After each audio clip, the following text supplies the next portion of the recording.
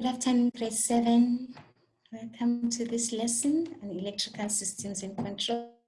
Before we even begin, let me just remind you that you're writing your assessments tomorrow. And I know that you're ready because we've been going through these revisions a lot. So all the best for your assessments tomorrow. Just don't panic. Try and remember everything that we've done so far. Right, today we are looking at simple electrical circuits, how to make a simple electromagnet circuit diagram for electromagnet and cranes. Grade 7, you will learn how what an electric circuit is and how to connect all the parts. We did part of that yesterday too. You will also learn how to draw circuit diagrams. So I'll start by that. You will also learn how electromagnets work and how to make a simple electromagnet. Okay, we look at cranes because we are going to attach an electromagnet to a crane. So you grade 7s, yesterday you did symbols for electrical components. So why you learned those symbols is because you have to do your circuit diagrams. You have to draw your circuit diagrams. So when you are drawing your circuit diagrams, you need to know the symbols. So I've brought the symbols back in today so that you can remember them, because when you are designing your crane, remember, in this term, you are supposed to learn magnetism, and you've already learned about frame structures. So you were supposed to make a crane and attach your electromagnet to the crane. But because I know you are back at school now, some of you are learning online, which is good for your social distancing. You're not going to do the project at school. You're not going to do it to end it in, because our assessment has changed because of COVID regulations. But you must know the content of this project, okay? If you can, at home, with the assistance of your parents, of course, you can make the crane, you can do this if your parents allow you. And that would be great. That would be very, very, very good for you. Okay, so let's begin. For you to draw your circuit diagrams, you need to know these graphic symbols of electrical components. So we said this is the switch. This is how you draw the switch. All right? This is how you draw the switch. And in this form, in this kind of drawing, the switch is open. Remember, we said an open switch is an off switch. When the switch is off, it is actually open. Okay, in technology, we say an off switch. When the switch has been turned off, we say it is open. Because you can see the drawing. The drawing is one of an open switch. So current is not flowing there. Actually, this switch has been switched off. So it is open. I hope you remember that. Right. Now, this is a resistor. As you progress with your grades, you'll end up learning a lot about resistors. But this is a resistor, and it resists the flow of current in a circuit. This is how a resistor is drawn.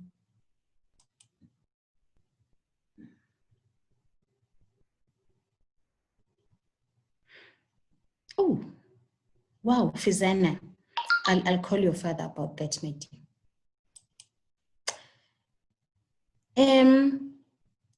Then you have also your buzzer.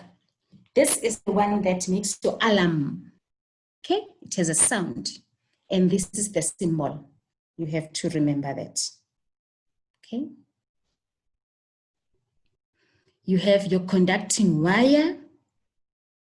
And this is the symbol.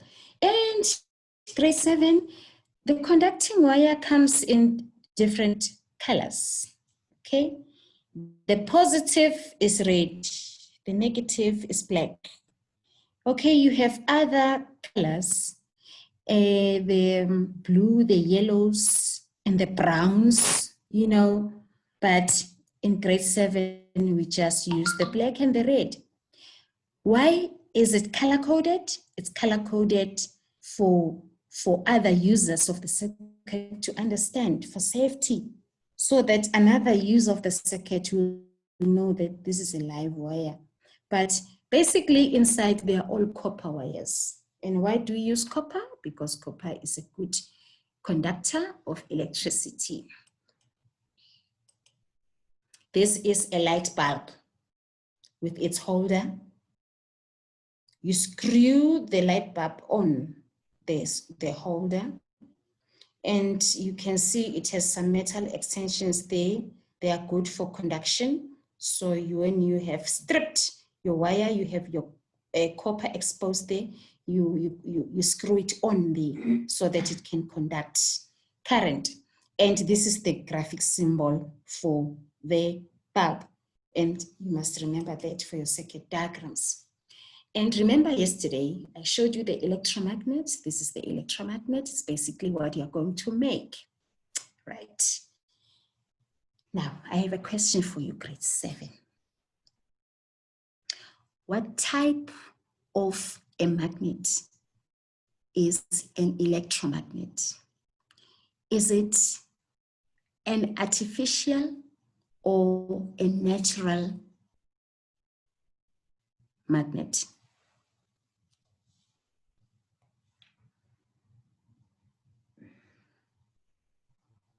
Is it a natural or an artificial magnet? Who was at grade 7?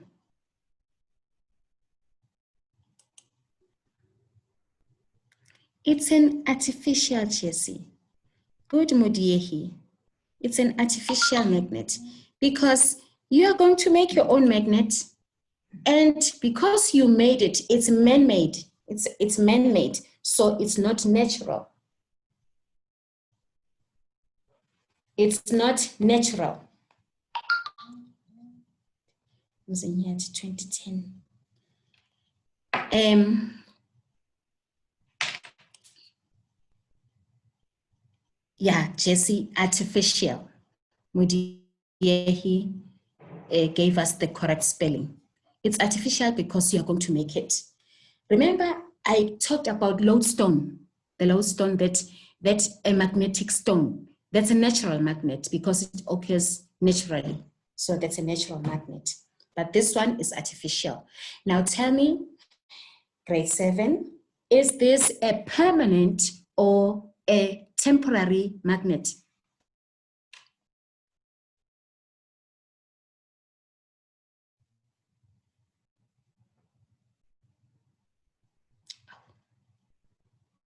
Is it a temporary or a permanent magnet? What's a grade 7?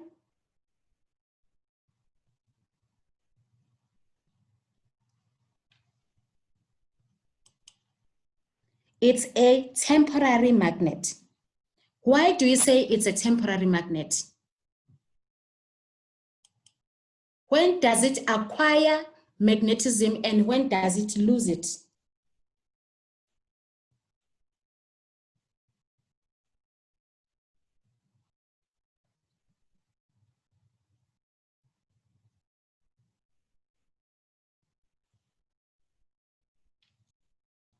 When does it acquire magnetism?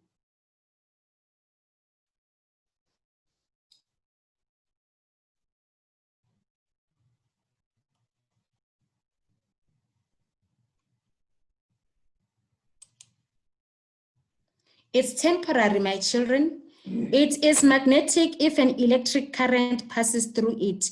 Amu, very good. You get full marks for this.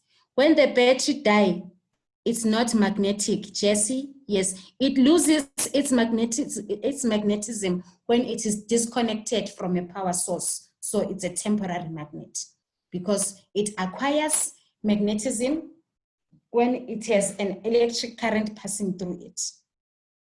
Okay.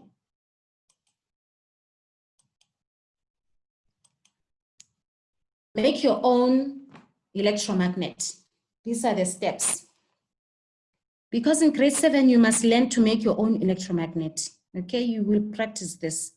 Okay, with the help of your parents, of course, and with all the safety precautions that you need to take care of. For instance, the heating up of the nail. Must be careful, don't burn yourself. Okay. How to make your own electromagnet. 1, use the wire stripper. Okay. We did this yesterday. I'm just quickly going through it for those who are not here. To strip a small piece of the insulation from both ends.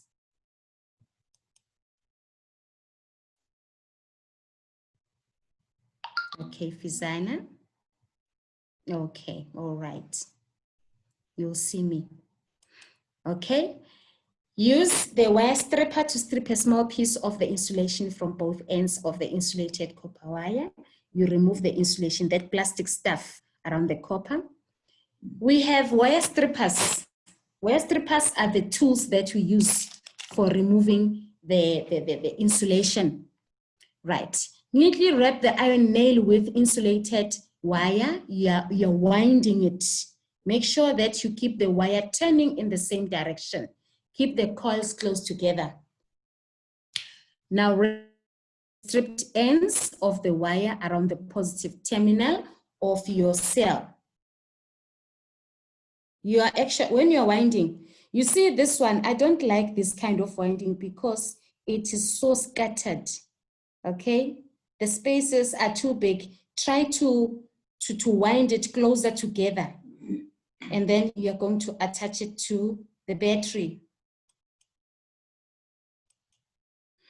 Okay, wrap the other stripped end around the negative terminal of your cell. To test if your electromagnet is working, see whether it can pick up paper clips. If the paper clips are attracted to the iron rod, then your electromagnet is working. Yeah, Buipilo, you're smart. Where did you see that? You can use lemons. Yeah, you can make your own chemical cells. I have made chemical cells with my learners, and we were using salt water. You can actually use lemons. I'm telling you this because I read it online. Some Zimbabwean grade 7 girls, they use their urine. Hey, I tell you, if your parents see you doing this, using your urine, you have to explain. You might be grounded for this. But I tell you, technologists are explorers. They use urine as a power source, and they kept a light on using urine as a power source for 7 hours. So instead, because urine has, urine is like yuck, hey, we use salt water. Salt water, a washer, a 5-cent coin, and a strip of material, okay, and foil, okay? You can look that up. And if you want, I can put it in one of my lessons, how to make your own chemical cells. And we actually read the value of the chemical cells by reading it with a multimeter. So it does give you some voltage. All right, that's very exciting. You can do that with lemons as well. And try and connect your electromagnet to that. But it doesn't give your electromagnet such magnetism, because it can give your bulb some light, but the electromagnet needs a high voltage to acquire a high level of magnetism. Okay. The iron nail can become quite hot, so be careful not to burn your hands. Okay. Once you have tested your electromagnet, disconnect the wire. How do you test your electromagnet? You try and pick up some metals with it. You can use staples or you can use paper fasteners.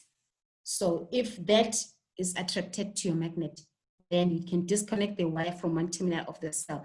Try to pick up the paper clips. So you are seeing, you are testing how your electromagnet acquires magnetism and how it loses its magnetism. So it's a temporary magnet. How can you use the electromagnet to pick up paper clips from one place and then put them in a different place? Try and experiment that with your electromagnet. I hope that you'll do this at home. It's exciting. So this will be your electromagnet. Your electromagnet will look like this. There is your electric wire. It is stripped there. And this is your battery. If you want a good amount of magnetism, you can use a 9V battery. It comes in one unit like this, but you know, we call it a battery because it is made up of small 1.5 cells inside. So it is a 9-volt battery. And you can use that. That will give this iron nail higher magnetism, right? And then you draw your circuit diagram. When you draw your circuit diagram, you go back to the graphic symbols for electrical components, the ones I started with today. That's what we'll use, okay? An energy source, okay? This can be a cell or a stronger power source, and I've just recommended a 9V battery. You will see if you continue to add those cells in series, the higher magnetism you get with your nail. If it's just 1.5 volts, it does acquire magnetism, but it's not as good as the amount of magnetism that you get when you add the voltage, right? A complete circuit, there has to be an unbroken pathway of conducting materials through which the electrical current can flow. When you connect this circuit, this is a circuit, and you will draw the circuit diagram for this. So when you are connecting this circuit, you must check it if it's a closed circuit, it's a complete circuit. Because if there are leaks, remember in the lesson that we did day before yesterday, I gave you an example of a broken circuit, which has a broken pathway for the current. And if you do that, you will not get magnetism. For instance, if this is not connected, if one wire is loosely connected, then it just loses the connection. You will not acquire the magnetism that you want on this ion. So you have to check your connections, okay? Okay. And also a load. A load means that there has to be some form of resistance in the circuit. Actually, the load is the output, okay? The output component. Output components that we have seen today are the buzzer, light, you know. In this case, the output will be the magnet itself. This could be in form of a bulb, a resistor, a motor, or other electrical components. So that is the load of the circuit. So these are the basic things that you need for a circuit to work. If you have a question that is saying, name the 3 things that you need for a basic circuit, for an electric circuit, the 3 basic things that you need for an electric circuit. You are going to name them as an energy source, a complete circuit, a load. That's your answer. An energy source, a complete circuit, and a load. That's what you need for an electric circuit. Those are the three basic things. Okay. Now, this is your circuit diagram for the electromagnet. Okay? You must be able to draw this. Now, let's just look at this circuit diagram. This bar here, this rectangle, it represents the nail. And these lines, okay? What are these lines? They are the magnetic lines. They are the magnetic lines.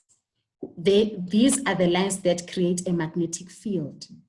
So you have to graphically represent them like this. And the arrows should be correct because magnetic lines, the energy should be seen to be moving from the North Pole to the South Pole. Remember when I taught you about the movement of energy in a magnetic field, we said the magnetic field moves from the North Pole to the South Pole. So your arrows must show that you understand that. When you can look at the direction of the arrows, it's from the North Pole going to the South Pole. So the arrows are like that.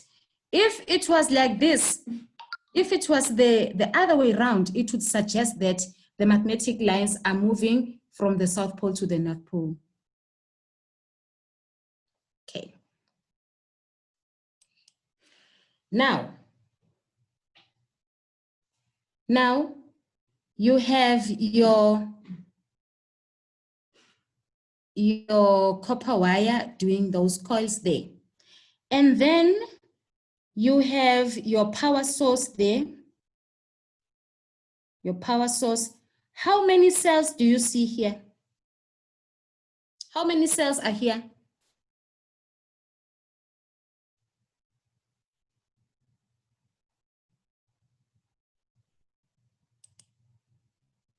Two cells.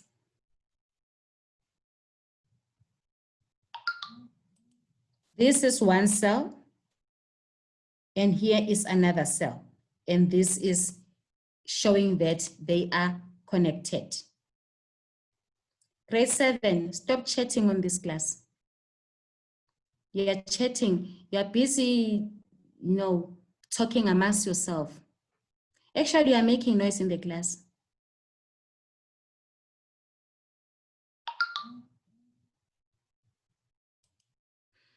So this is your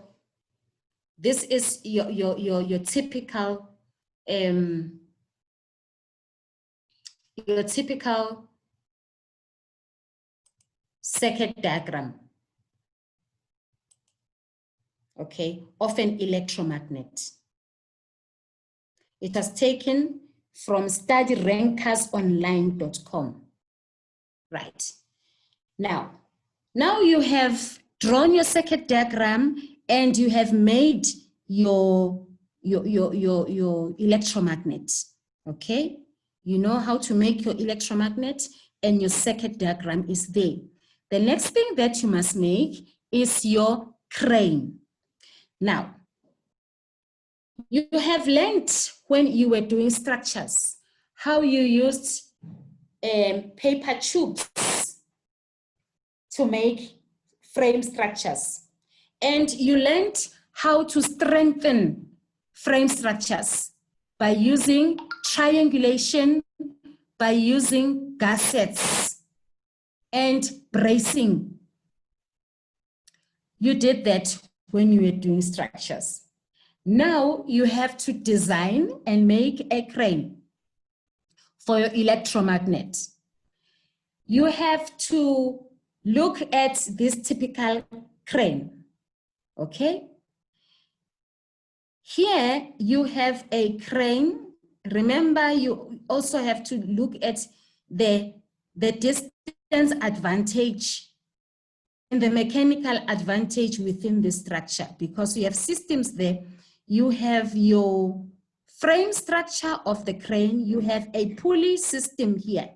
You have a pulley system. You have these pulleys because you need these pulleys because you are going to lower the load and then you're going to lift it up again. So your electromagnet will be attached here and it will be moving by means of pulleys down there. And then somewhere in your pulley, in your crane, you need to have a crank that will be controlling the belt of these pulleys. Let us see what the crane basically looks like.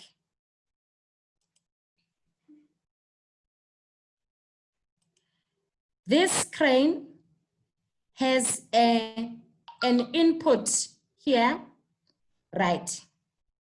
So it will be, this arm will be controlled by these concrete weights, right?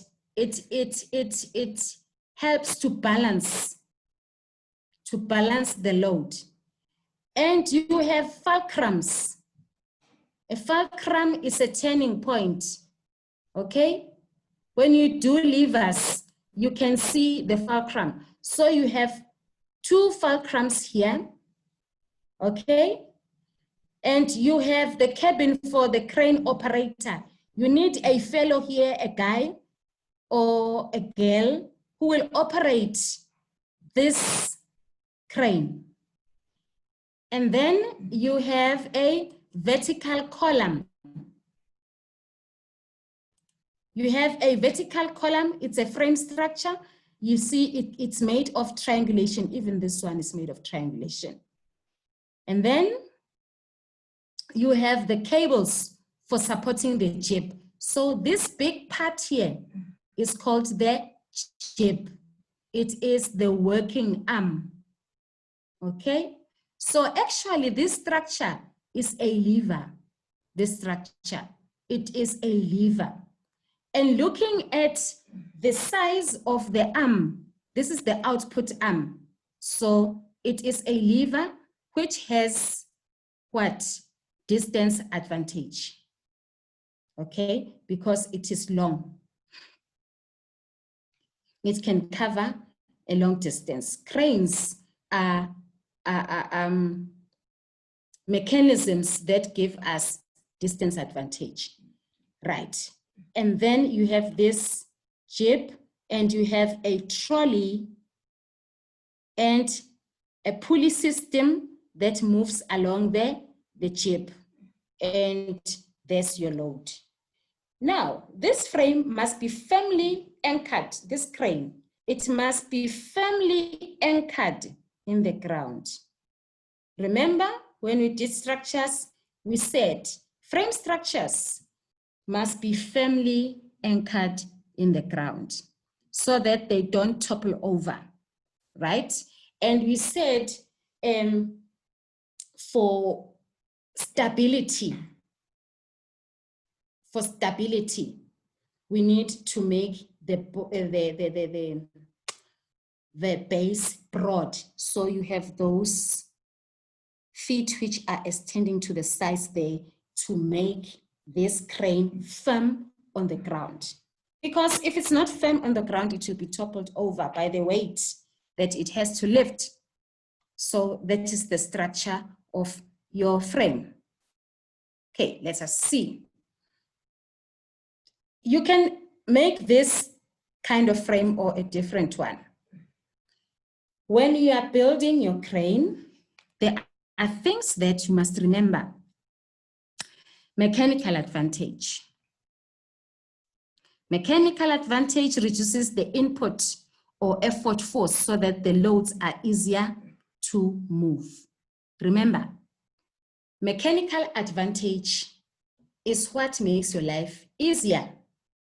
It's what makes your work easier, so that the input, your effort, is multiplied in the system so that the output will be greater. So when systems have a smaller input and a greater output, those systems have mechanical advantage. but other systems have speed advantage. Other systems have distance advantage. Other systems are created to have distance advantage instead of mechanical advantage. So in a system that has distance advantage, you have big input and smaller output force. You have big input force and smaller output force, but you have small distance input and bigger distance output. All right. First class levers have the fulcrum positioned between the effort and the load, like your seesaw. Your seesaw has its pivot in the middle between the effort and the load. That's an example of a first class lever. Second class levers have the fulcrum positioned at one end of the lever and the effort at the other end. The load is always between the effort and the fulcrum. Okay, that's second class lever. Third class levers have the fulcrum and the load positioned on opposite ends of the lever. The effort is in the middle. Remember, when we did levers, I said that is FLE, flare. If you want to remember the classes of levers, I said you must always remember FLE, flare. What do you find in the middle of the lever? In first class levers, what do you find in the middle of a lever? You find the fulcrum. So that's the F, that's number one, first class levers. Second class lever, you find the load in the middle. The second class of the lever, second class of levers. In the middle, you have the L. Third class levers, in the middle, you have effort. Okay? Now, you must remember that when you build your crane, because you have to decide on the position of the fulcrum, where the load will be, where the effort will be. You must decide what advantage you want to achieve with your crane. Do you want a mechanical advantage? Do you want a distance advantage? Where are you going to position your fulcrum? How long do you need your output arm to be? Let me show you the output arm here. The output arm is the jib. Okay, it is the output arm because the output is on the side. The input is on the side. So you must decide how you're going to build your crane so that you can attach your electromagnet. And when you are building your crane, you must also think of the materials that you will use. When we do our projects in technology, we try by all means to use waste materials. Remember, we want to recycle, reuse, and reduce, the 3 R's. Recycle, reuse, reduce. So, when you want to make a project, it's very important that you think of recycling, reuse, and reduce. Remember that old uncle who had that old car? He didn't know what to do with it, and he remembered that he can recycle. Recycling will save our natural resources. So you don't need to tell your parents that I want you to buy me this and that for my technology project all the time. You need to look around for waste material and maybe for natural materials that you can use to make your projects. It would be very advisable for social distancing now that you do your project alone at home just to explore, but you don't have to hand it in at school.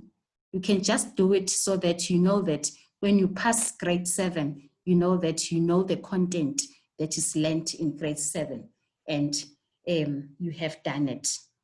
All right? It will actually benefit you a lot. So those are the things that you need to remember when building your crane. Okay, let us look at the crane now.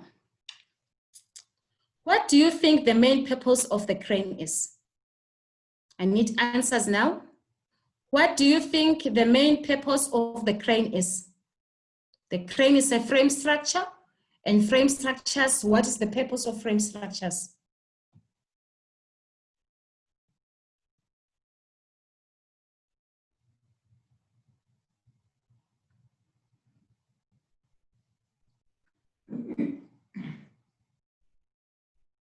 Grade 7, are you there?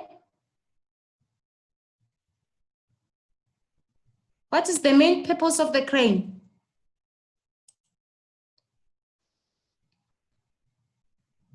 Amu, you're correct. Frame structures, the main purpose of frame structures is to support.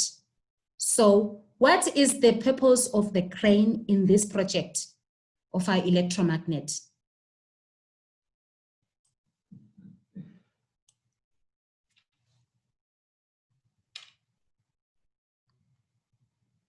To hold a load, to lift heavy stuff, frame structures, to support materials.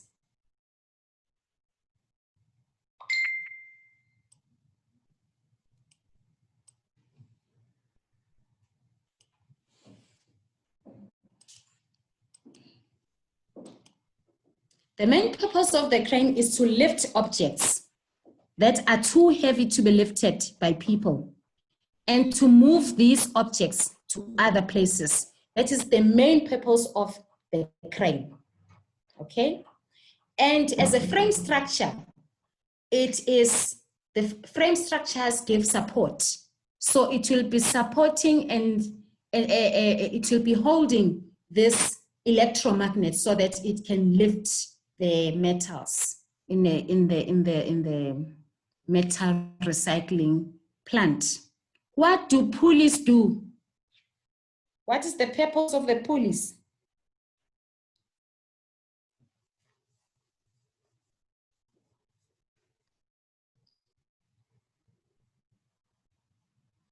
Grade 7? What is the purpose of the pulleys?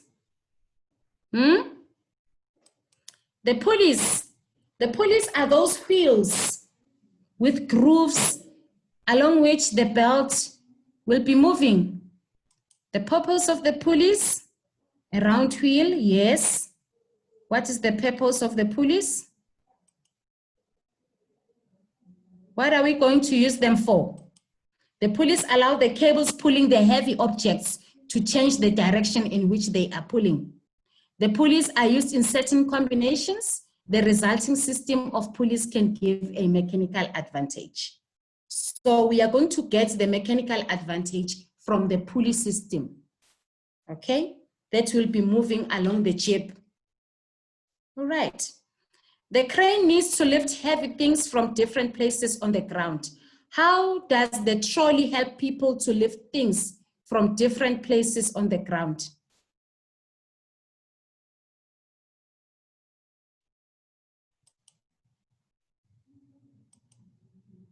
The trolley moves along the jib of the crane and so can position the hook above the loads. Remember the trolley? Let me show you the trolley. There's the trolley. There's the trolley. There's the trolley.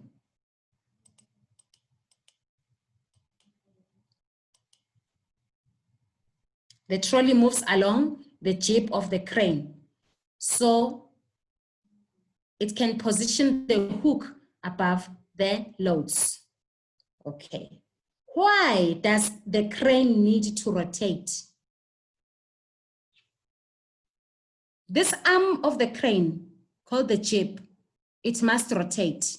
That's why it has two pivots there. Why does it need to rotate?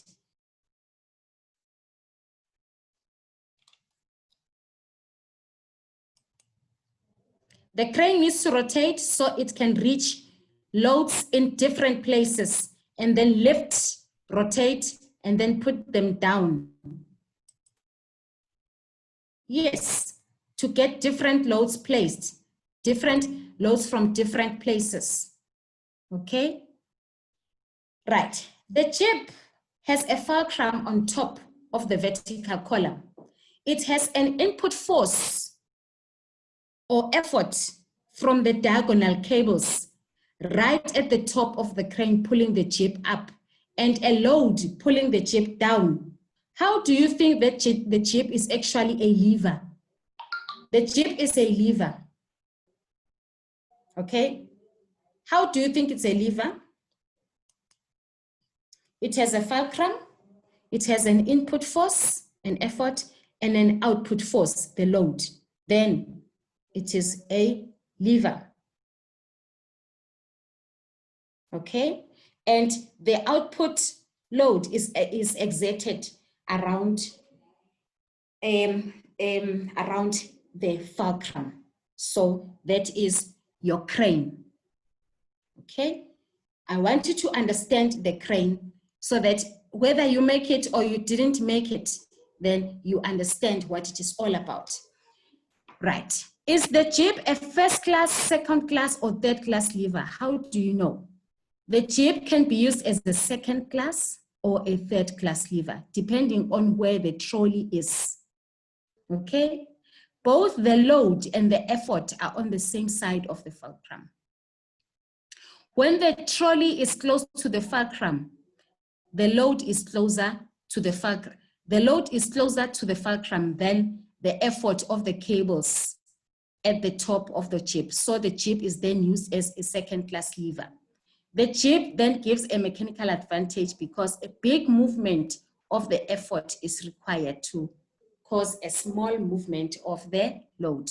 However, when the trolley is very far from the fulcrum, the load is further from the fulcrum than the effort. So the jib is then used as a third class lever.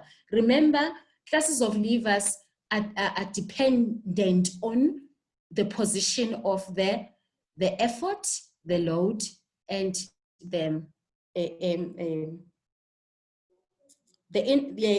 effort, the fulcrum, and the load. The jib does not give a mechanical advantage then, but a distance advantage, because a small movement of the effort is required to cause a big movement of the load. The jib does not really rotate around the fulcrum, but rather remains in a horizontal position. However, it is useful to think of what would happen if it did rotate in order to understand whether it gives a mechanical advantage or a distance advantage. When you look at the jib, here's the jib. Actually, the jib stays like this.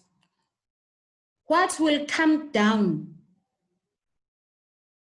is this load being brought down by the pulley system. So that's why we need a pulley system.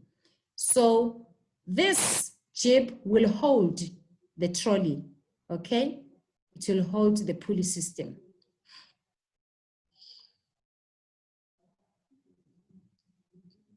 Now, that will be all for today. I hope that you understood how we are going to do our metal recycling. At a metal recycling plant, we need to have a crane. Attached to it, we need to have an electromagnet. So that is our project, okay, for term 3. And what you have learned is the electrical systems and control that come with the electromagnet, the magnetic field, and how metals can attach to the magnet. I hope you benefited from this lesson, grade 7. All the best with your assessment tomorrow.